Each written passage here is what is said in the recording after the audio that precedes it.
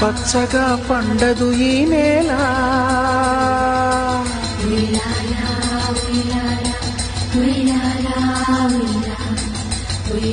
బతుకులా ఉండదు ఏ వేళ.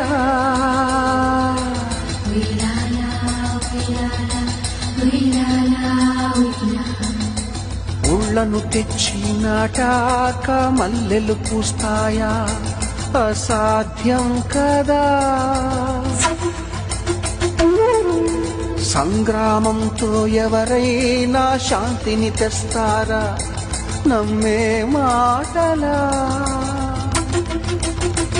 వినాశమే కోరుతుంది విద్వేషపు విషజ్వాల,